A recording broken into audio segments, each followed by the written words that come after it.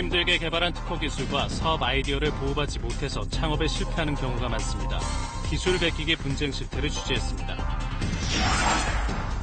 전문 건설업체와 다른 건설 노동자가 타워 크레인 기사에게 뒷돈을 주는 일이 횡행하고 있습니다.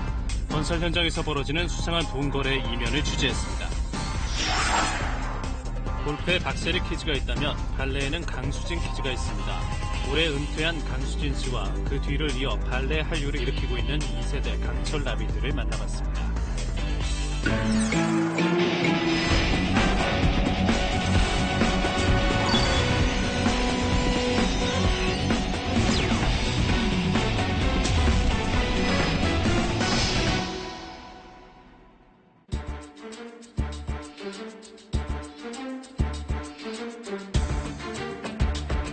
특허 사무실에 물어보니까는 이게 2, 3년 걸릴 텐데 결국은 돈이 없으면은 1차, 2차, 3층까지 가기 어려울 겁니다.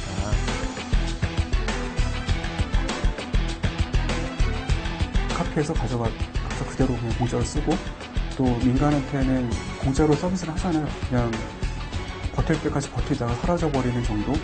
밖에는 지금 뭐 방법이 없는 거예요. 다른 데서 찾아볼 수 없는 기술이어야 되는데 다른 데서 더 저원가로 같은 기술을 제공한다면 누가 그 기업에 투자를 하겠습니까? 톡톡 튀는 아이디어와 기술력으로 시장에 뛰어드는 젊은 창업가들은 해마다 늘고 있습니다. 자금력과 브랜드 인지도가 상대적으로 떨어지는 중소벤처 기업들을 시장에서 차별화시키는 가장 큰 힘은 독자적인 아이디어와 사업 모델일 겁니다. 그렇다면 이런 기업들의 새로운 아이디어와 사업 모델은 시장에서 제대로 지켜지고 있는 걸까요? 또 이걸 보호하는 게 왜 중요한 걸까요? 창업 권하는 사회, 우리 창업 생태계의 현 주소를 들여다봤습니다.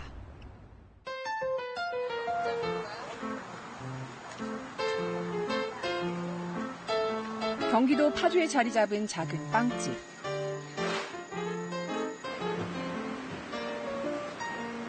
저온으로 숙성시킨 빵 반죽을 꺼내 얇게 펴는 작업이 한창입니다.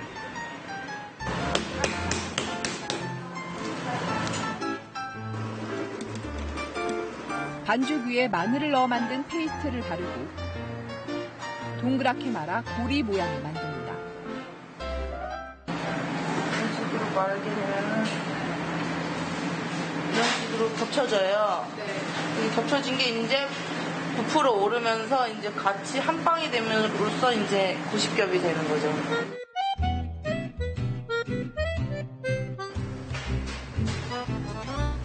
향긋한 마늘 향을 풍기는 이 빵은 동네 빵집으로선 드물게 제조법으로 지난 2013년 12월 특허를 받았습니다.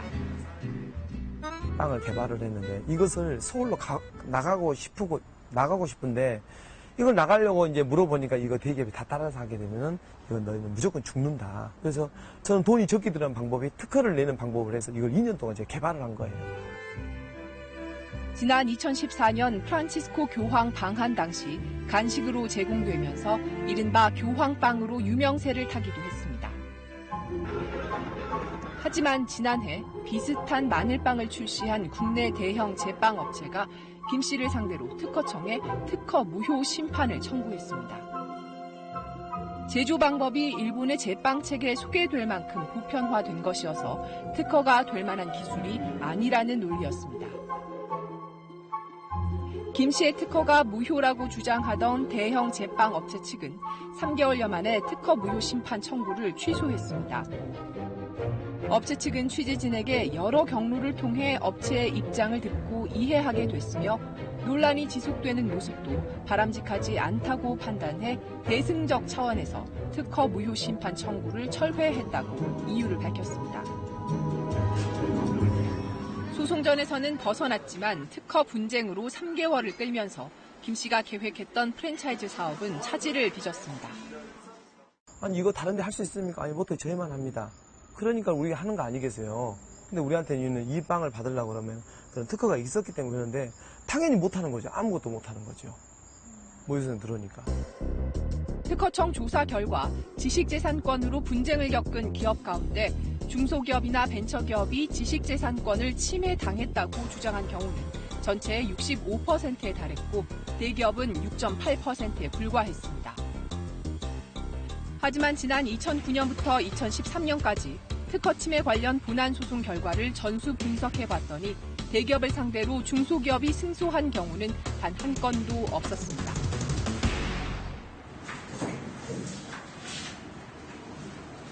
전기버스의 충전 시간을 줄여주는 교환형 배터리 시제품 테스트가 진행 중입니다.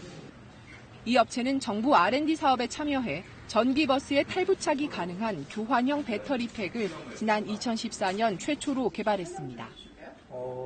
100억 원이 넘는 개발 비용을 들여 관련 특허 10여 개를 획득했습니다. 하지만 지난해 상용화 시장에 먼저 진출한 건 국내 한 대기업이었습니다.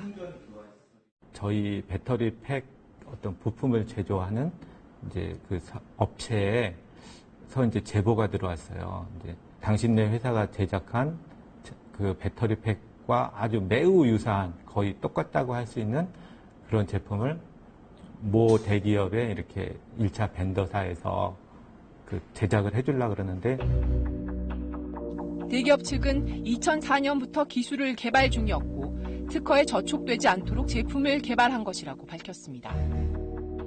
저희 내부적으로도 특허 같은 경우에는 이제 공개가 되니까 해당 기업에서 갖고 있는 특허를 저희가 확인을 했고 그 확인 결과 그 특허하고는 저촉이 되지 않는 거로 특허를 침해하는 요인이 없는 거로 저희가 확인을 했었습니다.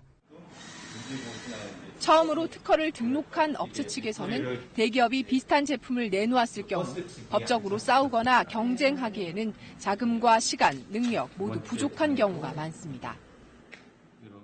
저희 같이 이제 작은 중소기업에서는 대기업을 상대로 장기간에 소송을 하면은 그 소송을 시작한다는 자체가 결국 큰 어떤 인적, 물적 많은 리소스가 투입되는 거다 보니까 오히려 본연의 사업에 집중하지 못하게 되고 분쟁을 이제 제기하려고 해보면 이미 이 대기업에서는 그 관리가 되어 있었기 때문에 이 중소기업이 그러한 권리를 갖고 있다는 걸 알고 회피 설계를 해서 그 피해갈 수 있는 권리를 등록을 받아 두고 있다거나 이런 경우가 굉장히 많아요.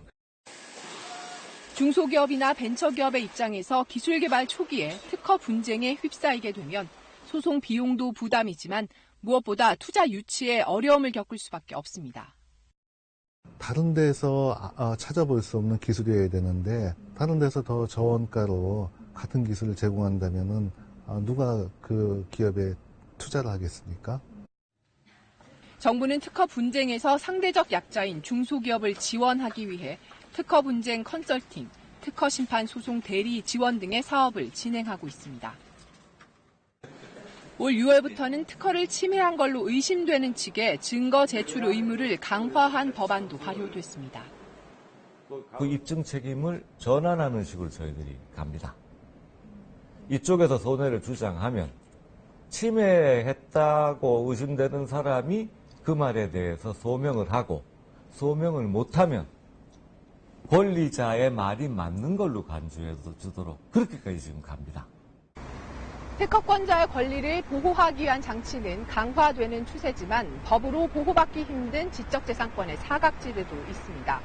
바로 사업 모델 베끼기를 둘러싼 분쟁입니다. 서울시 창업지원센터에 입주해 있는 한 벤처기업. 사실 확인을 위해서 여쭤보겠습니다. 거래한 물품을 수령했거나 환불 받으셨나요? 물품을 받으셨다는 말씀이신가요? 쓰레기가 들어있었다고요?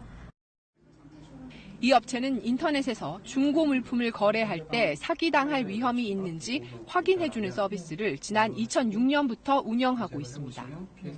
인터넷 중고 거래 사기에 사용된 계좌 번호와 전화 번호 등을 공유하는 방식입니다. 그런데 경찰청에서도 지난 2010년부터 비슷한 서비스를 제공하기 시작했습니다.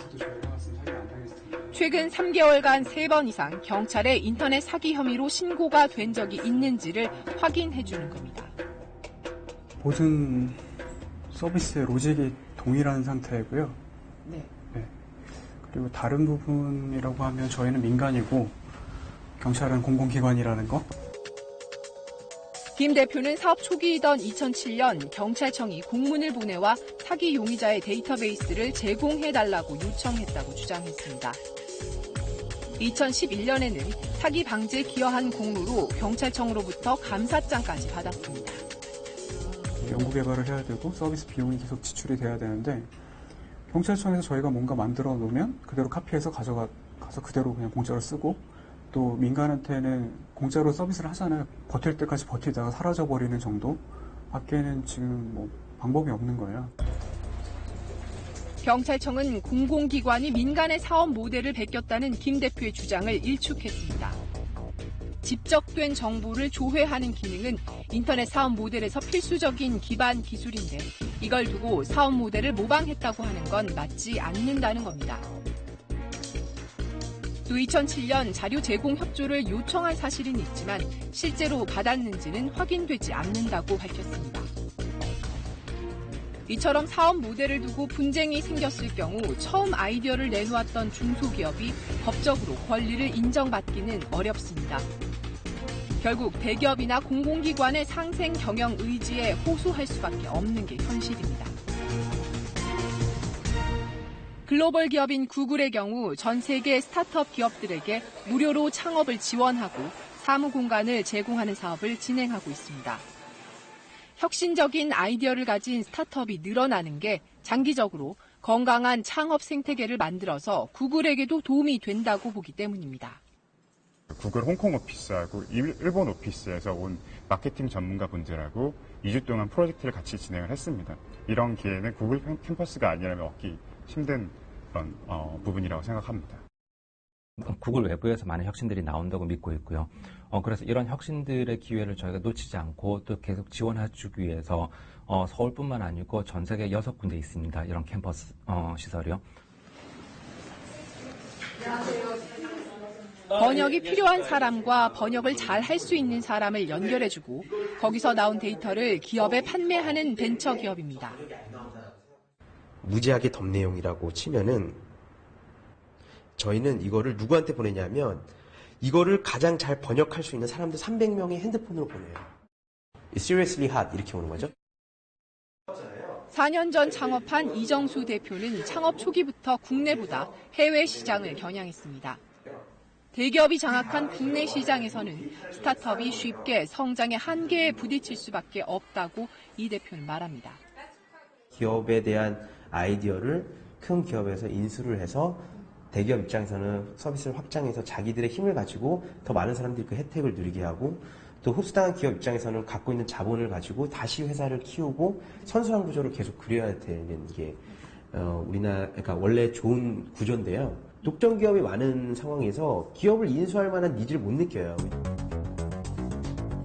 정부는 올해 초 창업을 통해 청년 일자리 5만 개를 만들겠다면서 1조 2천억 원을 창업 지원에 투자하겠다고 밝혔습니다. 하지만 투자만큼 신선하고 혁신적인 아이디어를 존중해주는 토양이 마련돼 있는지는 짚어볼 필요가 있습니다.